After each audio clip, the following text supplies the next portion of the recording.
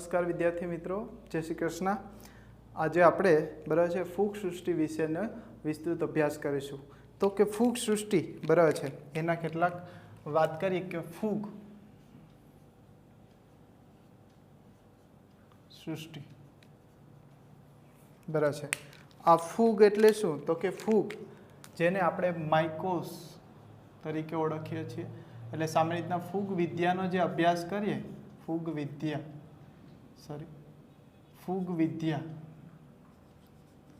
વિદ્યાનો જે અભ્યાસ કરીએ એને માઇકોલોજી તરીકે ઓળખવામાં આવે છે। માઇકોલોજી, માઇકોસ એટલે ફૂગ બરાબર છે, માઇકોસ એટલે ફૂગ તરીકે ઓળખીએ છીએ, એટલે કે માઇકોલોજી તરીકે ઓળખાય છે। સામાન્ય રીતના આ ફૂગ જે છે એમની અંદર માઇકોલોજી, એમના ફાધર કોણ છે? તો કેટલાક ક્વેશ્ચન જોઈએ। Father of microbiology, father of mycology બરાબર છે, જે છે P.A. મિશેલી, P.A. મિશેલી। બીજો ક્વેશ્ચન છે બરાબર છે, ફાધર ઓફ માઇક્રોબાયોલોજી વાત કરી, ફૂગ શબ્દ આપનાર, સૌ પ્રથમ ફૂગ શબ્દ આપનાર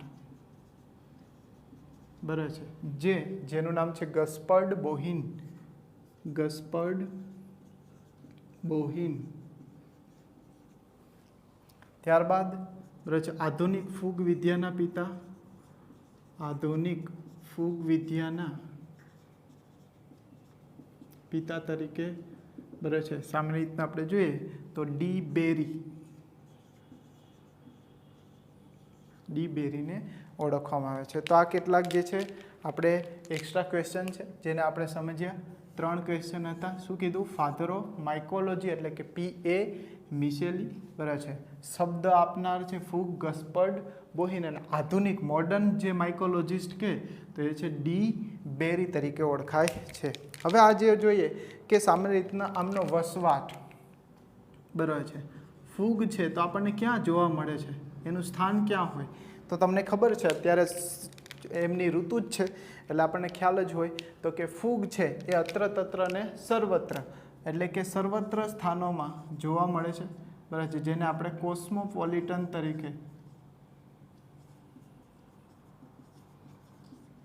ઓળખીએ છીએ બરાબર છે, કોસ્મોપોલિટન તરીકે ઓળખીએ એટલે કે સર્વત્ર જગ્યાએ બરાબર છે। જેમ કે સામાન્ય રીતના પાણી જ્યાં હોય બરાબર છે, ભેજવાળી જગ્યાઓમાં બરાબર છે, કોઈ પણ લાકડા ઉપર, કપડામાં બરાબર છે, આમ દરેક જગ્યાએ જ્યાં ભેજનું પ્રમાણ હશે બરાબર છે, તો સામાન્ય રીતના આના વિકાસ માટે એને શું જોઈએ? હુંફાળી અને ભેજયુક્ત જગ્યાઓ જોઈએ છે। ભેજયુક્ત જગ્યાઓમાં સામાન્ય રીતના આ જે ફૂગ છે એ વસવાટ કરે છે। ફૂગ જોઈએ તો કે પોષણની દ્રષ્ટિએ બરાબર છે, આ ફૂગ છે એ પોષણની દ્રષ્ટિએ કેવી છે?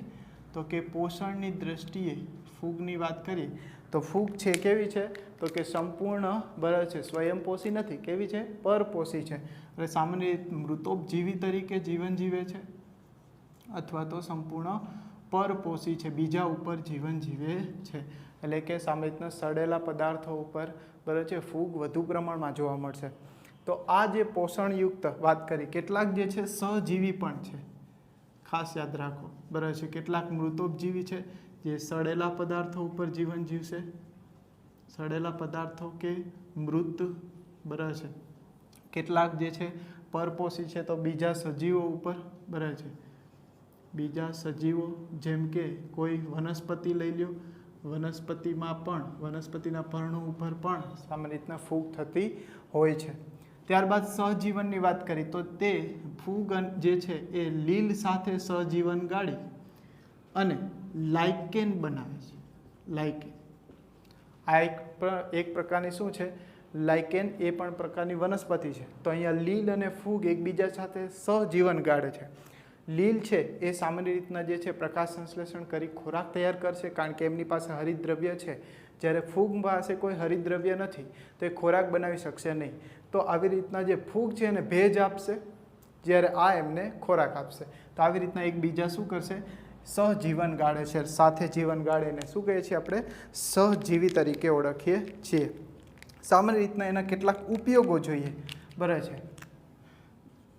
ઉપયોગો, આપણે એવું નથી કહેતા કે હંમેશા રોગ જ ફેલાવે છે, તો આ જે છે ફૂગ એ સામાન્ય રીતના કેટલીક જગ્યાએ આપણને ઉપયોગી પણ છે અને કેટલીક જગ્યાએ રોગકારક તરીકે પણ આપણને નીવડે છે. જેમ કે ફૂગ છે એનો મુખ્ય રોલ જોઈએ તો એ વિઘટકો તરીકે કાર્ય કરે છે. શું કરે છે? વિઘટકો, ડીકમ્પોઝર મટીરિયલ, ડીકમ્પોઝર જેને કહેવાય, ડીકમ્પોઝર. દુનિયાની અંદર જોઈએ કોઈ વિઘટન કરનાર ના હોય તો આપણને ખબર છે કે તમે જોઈ શકો કે દિવસે ને દિવસે એક માની લો કે કોઈ પણ એનિમલ્સ છે એ એક્સપાયર થઈ ગયું હોય, મૃત્યુ પામે, તો એનું વિઘટન થવું જોઈએ. નો વિઘટન નહીં થાય તો એમની સતત વાસ આવ્યા કરશે, બરાબર છે. તો આવા તો ઢગલાને જો વિઘટન ન થતું હોત તો આવા તો ઢગલાઓને ઢગલાઓ પડ્યા હોત ને.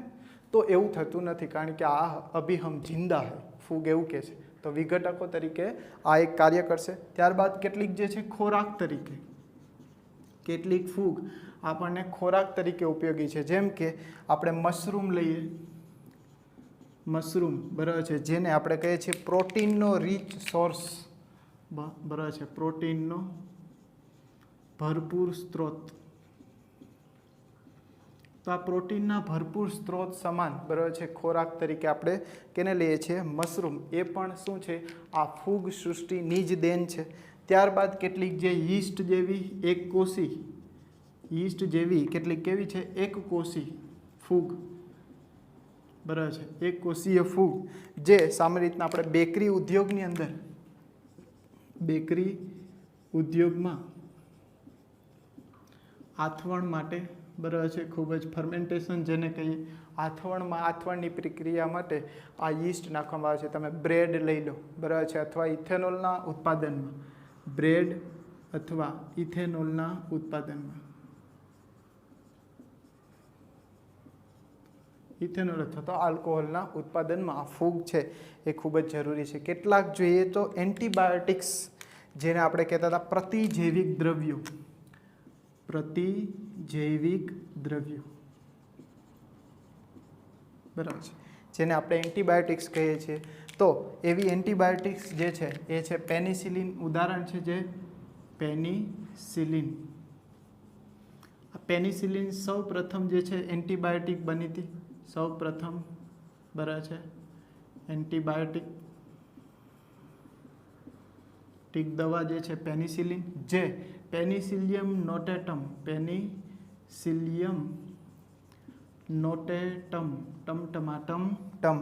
તો આવી રીતના પેનિસિલિયમ નોટેટમ, બરાબર છે, આ ફૂગની મદદથી આ પેનિસિલિન દવા સૌ પ્રથમ, બરાબર છે, એની મદદથી આપણે શોધાઈ હતી. તો આવી કેટલીક જે છે, કેટલીક ફૂગ છે એ સામાન્ય રીતના પેનિસિલિન જેવી દવાઓ બનાવવા માટે, બરાબર છે, પણ ઉપયોગી છે. તો આના લોટ્સ ઓફ ઉપયોગો પણ છે. સાથે સાથે એ રોગકારક તરીકે, ડેન્જર વસ્તુ કહીએ તો શું છે? રોગકારક તરીકે પણ વર્તે છે, બરાબર છે. મોટાભાગે વનસ્પતિ અને પ્રાણીઓમાં, બરાબર છે, ફૂગને લગતા, જેમ કે આપણને ધાધર થાય છે, બરાબર છે, ખરજવું ને ધાધર ને આ બધા ફૂગજન્ય રોગો છે જે મનુષ્યની અંદર થાય છે. આ ઉપરાંત જોઈએ તો કે બ્રેડ ઉપર તાતણા, બરાબર છે, જેમ કે કેટલાક ઉદાહરણ લઈએ કે બ્રેડ ઉપર તાતણા જોવા મળશે, બ્રેડ પર તાતણા જોવા મળે છે. તો આ તાતણા જે છે એ સામાન્ય રીતના શું છે? તો કે રાઇઝોપસ છે. શું છે? રાઇઝોપસ. ખાસ કરીને આ એક્ઝામ્પલ એમાં લખેલા નથી એટલે યાદ રાખજો. રાઇઝોપસ જે બ્રેડ ઉપર તાતણા જેવા કાળસ પડતા તાતણા જોવા મળે છે એ રાઇઝોપસ નામની ફૂગ હોય છે. બીજું કીધું છે નારંગીના સડો, બરાબર છે, નારંગીની અંદર સડો થાય છે, બરાબર છે. સડો જે છે એના માટે શબ્દ રોટ્સ વપરાય છે, રોટ્સ તરીકે વાપરવામાં આવે છે. આ ઉપરાંત, બરાબર છે, કેટલાક જે છે વનસ્પતિની અંદર, જેમ કે રાઈના પર્ણોમાં, રાઈના પર્ણો પર, બરાબર છે, એમાં પણ કેટલીક ફૂગ જે છે એ જવાબદાર છે. તો આ રાઈના પર્ણોમાં જવાબદાર ફૂગ, બરાબર છે, જે આલ્બ્યુગો કેન્ડિડા તરીકે ઓળખવામાં આવે છે. તો ખાસ, બરાબર છે, એ કદાચ ના દેખાતું હોય તો અહીંયા લખું છું, રાઈના પર્ણો પર,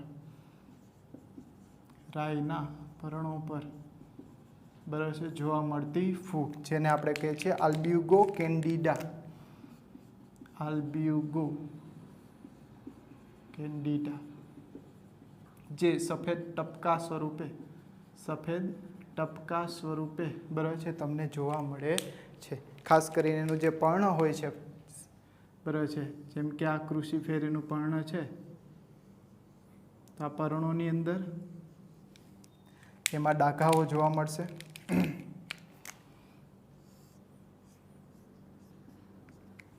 તો બરાબર છે, જેમાં પર્ણની કિનારીએથી સામાન્ય રીતના આવા કિનારીએથી આવા સફેદ રંગના બરાબર છે ડાઘા જોવા મળશે. તો આ જે છે પર્ણોમાં જોવા મળતું બરાબર છે આ આલ્બ્યુગો કેન્ડિડા નામની ફૂગ છે, જે એમાં રોગકારક તરીકે નીવડે છે. ત્યારબાદ કેટલીક વાત કરીએ બરાબર છે પક્ષિન્યા બરાબર છે.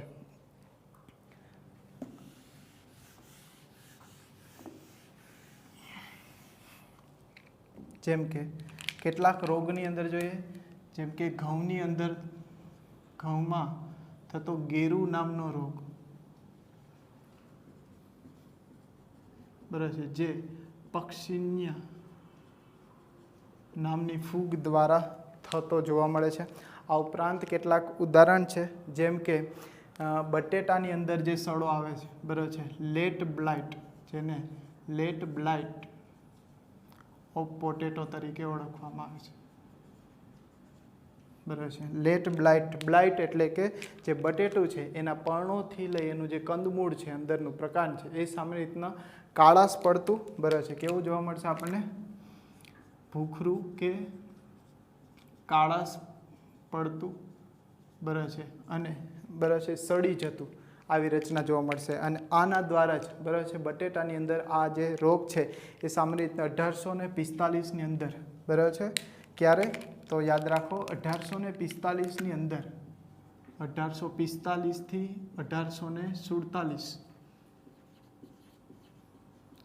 દરમિયાન આઇરિશ ફેમાઇન નામનો બરાબર છે આ રોગ જે છે એ બટેટાની અંદર આવેલો, જે એક ફૂગને લીધે બરાબર છે સામાન્ય રીતના જોવા મળે છે. તો ખાસ કરીને જે ફૂગનું નામ છે એ પણ ખાસ પૂછાય છે, જેમ કે યાદ રાખો ફાઇટોપ્થોરા ઇન્ફેસ્ટન્સ, ફાઇટોપ્થોરા ઇન્ફેસ્ટન્સ તરીકે બરાબર છે ઓળખવામાં આવે છે. તો આ જે છે ફૂગ ફાઇટોપ્થોરા ઇન્ફેસ્ટન્સ બરાબર છે ફૂગ દ્વારા આઇરિશ ફેમાઇન, જે બટેટાનો લેટ બ્લાઇટ, ખાસ યાદ બ્લાઇટ ડિસીઝ છે જે ભૂખરાને કાળાશ પડતે જે છે બટેટું જોવા મળશે. અને આ જે છે રોગ આવવાને લીધે ત્યારે બટેટા આપણને બરાબર છે મળતા નહોતા, તો ખાસ કરીને બરાબર છે એનો આ રોગ થયેલો. તો આ એક ઘટનાને ખાસ એક્સ્ટ્રા ક્વેશ્ચન છે પણ યાદ રાખીશું. રેડી? તો આવા વિશિષ્ટ પ્રકારના રોગો માટે જવાબદાર છે. હવે વાત કરીએ તો આ ફૂગ કેવી છે, એની રચના કેવી છે, એના વિશે આપણે થોડીક વાત કરીએ.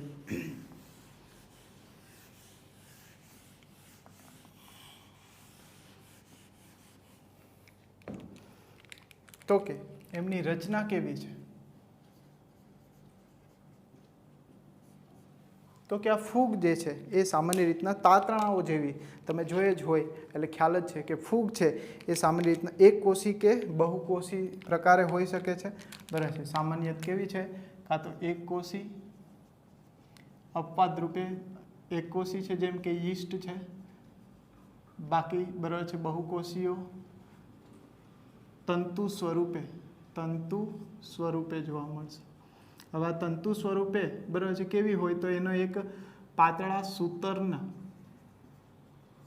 સૂતરની દોરી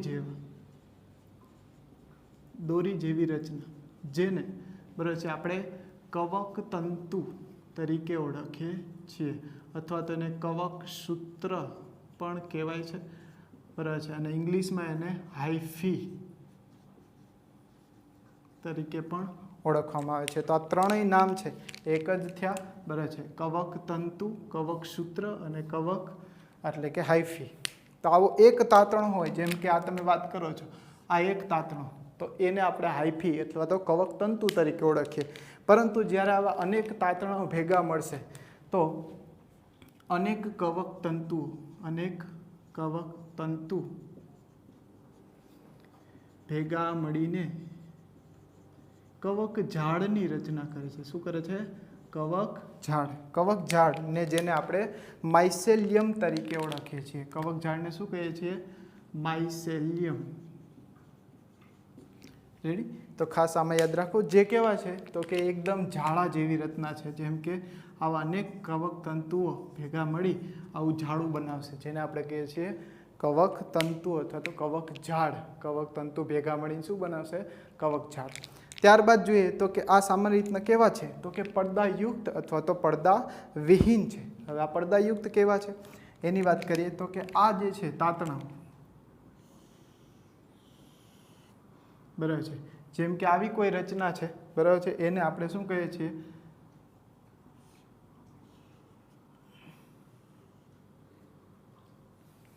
બરાબર છે, જેમ કે આ એક રચના આપણે વાત કરી, બરાબર છે,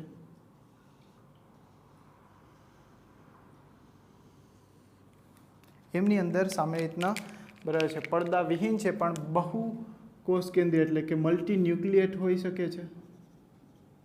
બરાબર છે, એટલે સામે રીતના પડદા વિહીન પણ બહુ કોષ કેન્દ્રીય છે. એવી રીતના પડદાયુક્ત કવક તંતુ કેને કહેવાય? જેમ કે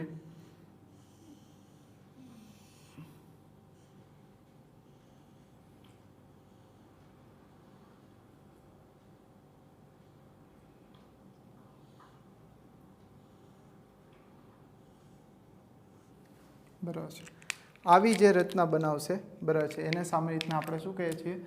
પડદાયુક્ત, બરાબર છે, પડદાયુક્ત કવક તંતુ, જેને સેપ્ટેટ તરીકે પણ ઓળખીએ. સેપ્ટેટ અને આને એસેપ્ટેટ તરીકે ઓળખીએ છીએ. તો સામાન્ય રીતના આપણે કીધું કે ફૂગ જે છે એ કેની બનેલી રચના છે? એક તો ફૂગ સૃષ્ટિની અંદર વાત કરી કે એક તો કેવી છે? બહુકોષીય અથવા તો એકકોષીય અપવાદ છે, મોટા ભાગે બહુકોષીય રચના છે. પાતળા સૂત્રના તાતણા જેવી રચના, જેને કવક તંતુ અથવા કવક સૂત્ર અથવા તો એને હાઇફી તરીકે ઓળખીએ છીએ. જ્યારે આવા કવક તંતુઓ ભેગા થાય ત્યારે એને આપણે માઇસેલિયમ અથવા કવક ઝાડ તરીકે ઓળખીએ છીએ.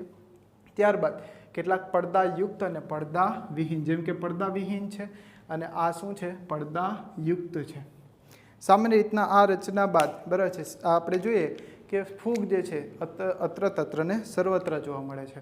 હવે આ ફૂગની અંદર આપણે વાત કરીએ એના પ્રજનનની, બરાબર છે, રચના ખાસ યાદ રહી ગઈ, બરાબર છે. પહેલાં આપણે કીધું એનો વસવાટ ક્યાં આવેલો છે, ત્યારબાદ એ કયા કયા ઉપયોગો છે, તો ઉપયોગોની વાત કરી, બરાબર છે, જેમ કે વિઘટકો તરીકે કામ કરે છે, કેટલાક જે છે ખોરાક તરીકે આપણે કીધું મશરૂમ છે એ કામ કરે છે. ત્યારબાદ કેટલાક ડિસીઝ માટે, રોગ માટે જવાબદાર છે, બરાબર છે, જેમ કે રાઈની અંદર પર્ણોમાં થતા સફેદ ટપકા આલ્બ્યુગો કેન્ડિડા નામની ફૂગથી થાય છે. તો આ બધા રોગની વાત કરી, ત્યારબાદ એની બરાબર છે રચના જોઈ. હવે એની આપણે પ્રજનનની પદ્ધતિ કેવી છે એના વિશે વાત કરીએ. તો સામાન્ય પ્રજનન છે એ આપણે પહેલાં પણ ભણ્યા છીએ, એટલે ખ્યાલ છે કે પ્રજનન સામાન્ય રીતના લિંગી, અલિંગી અને વાનસ્પતિક પ્રજનન પ્રકારે થાય છે. તો ફૂગની અંદર જોઈએ, ફૂગમાં પ્રજનન, બરાબર છે, ફૂગની અંદર પ્રજનનની ઘટના જોઈએ તો કેના દ્વારા થાય છે અને કેવી થાય છે? તો ફૂગની અંદર પ્રજનન છે એ મુખ્યત્વે 3 પ્રકારે જોવા મળશે. એક છે વાનસ્પતિક પ્રજનન, વાનસ્પતિક પ્રજનન, બરાબર છે, વાનસ્પતિક પ્રજનન. વાનસ્પતિક પ્રજનન આપણને ખ્યાલ છે કે ફૂગની અંદર, બરાબર છે, અવખંડન દ્વારા થાય છે. કેના દ્વારા થાય છે? અવખંડન દ્વારા. પછી કેટલું કલિકા સર્જન દ્વારા, બરાબર છે, અવખંડન, કલિકા સર્જન અને બીજું છે ભાજન, બરાબર છે. આ 3 પ્રકારે વાનસ્પતિક પ્રજનન કરે છે. એટલે કે કોઈ ફૂગનો તાતણો પણ આપણે ખબર હોય કે એક ફૂગવાળી એક કેરી થાય તો આખા બોક્સની અંદર ફૂગ લાગી જાય છે ધીરે ધીરે. તો એ કેને લીધે કે માત્ર એક તાતણો પણ હશે તો એક તાતણો બીજે ચોટશે તો ત્યાં પણ ફૂગ ડેવલપ થશે. તો આવી રીતના અવખંડન. પછી યીસ્ટની અંદર સામાન્ય રીતના કલિકા સર્જન જોવા મળે છે. જેમ કે કલિકા સર્જન જોઈએ તો યીસ્ટમાં કેવી રીતના જોવા મળે? જેમ કે આ યીસ્ટ જે છે એક રચના છે, એમાં આવી રીતના તમે એનું સ્ટ્રક્ચર જુઓ તો આવી રીતના એમાં આવી કલિકાઓ ફૂટેલી હોય, બરાબર છે. તો આ કલિકાઓ જે છે આને આપણે શું કહીએ છીએ? જેમ કે આ બાહ્ય કલિકા સર્જનનું ઉદાહરણ છે. કેવી છે? બાહ્ય કલિકા સર્જન. જેમ કે યીસ્ટની અંદર બાહ્ય કલિકા સર્જન જે યીસ્ટમાં તમને જોવા મળે છે. તો આવી રીતના કલિકા સર્જન અને ઘણી ફૂગ છે ભાજન એટલે કે ભાગ પાડીને. ત્યારબાદ જે છે કેટલાક જે છે અલિંગી પ્રજનન પણ જોવા મળશે. એ સેક્સ્યુઅલ રિપ્રોડક્શન જે સામાન્ય રીતના બીજાણુઓ દ્વારા જોવા મળશે. અહીંયા આ બીજાણુ છે એ મુખ્યત્વે 2 પ્રકારના આપણને જોવા મળે છે. બરાબર છે. જેમ કે એક બીજાણુનું નામ છે ચલ બીજાણુ. બરાબર છે, ચલ બીજાણુ. અને બીજા છે કણી બીજાણુ, જે પ્રકારે અલિંગી પ્રજનન કરે છે. જેની અંદર જોઈએ જેમ કે ચલ બીજાણુ છે એ સામાન્ય રીતના જેમ કે આ સ્ટ્રક્ચર છે એની અંદર આ ટાઈપના ચલ બીજાણુઓ તમને જોવા મળશે. તો આ જે રચના છે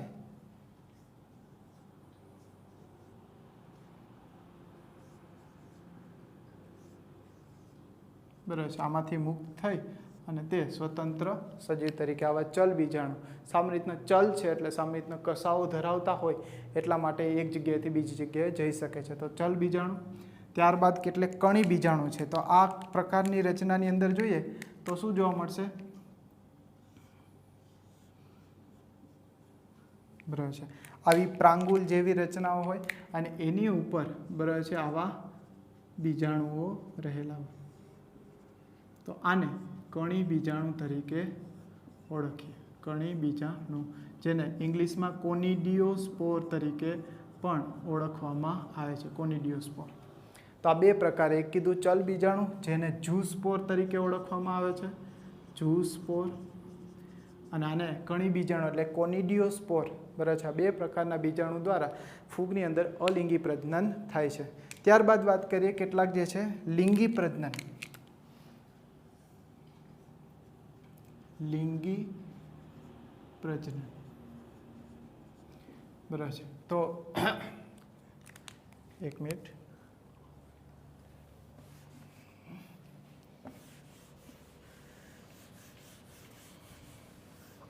આપણે લિંગી પ્રજનનની વાત કરીએ. લિંગી પ્રજનન. તો ફૂગની અંદર જે લિંગી પ્રજનન છે એ સામાન્ય રીતના 3 પ્રકારના બીજાણુઓ જે છે એ જોવા મળશે. એક છે ધાની બીજાણુ, એક છે પ્રકણી બીજાણુ અને ત્રીજું અંડ બીજાણુ. આ 3 પ્રકારના બીજાણુઓ દ્વારા બરાબર છે જે તે લિંગી પ્રજનન કરવામાં આવે છે. જેમ કે ધાની બીજાણુને આસ્કોસ્પોર તરીકે ઓળખીએ છીએ. આસ્કોસ્પોર. આને કહેવાય છે બેસિડિયોસ્પોર. બેસિડિયોસ્પોર. અને અંડ બીજાણુ જેને ઉઉસ્પોર તરીકે ઓળખવામાં આવે છે. સ્પોર એટલે બીજાણુ. હવે આ એમના પણ શેપ આપણે જોઈએ. જેમ કે કેવા શેપ છે? તો ધાની બીજાણુ સામાન્ય રીતના જે આ રચના છે એ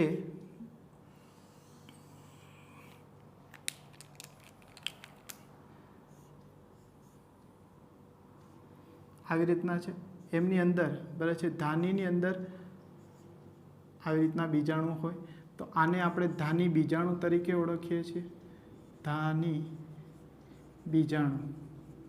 બરાબર છે, જેને આસ્કોસ્પોર કીધું. અને આને આસ્કી એટલે કે ધાની તરીકે ઓળખીએ છીએ. એવી રીતના બરાબર છે બીજાણુની વાત કરીએ કે બેસિડિયો.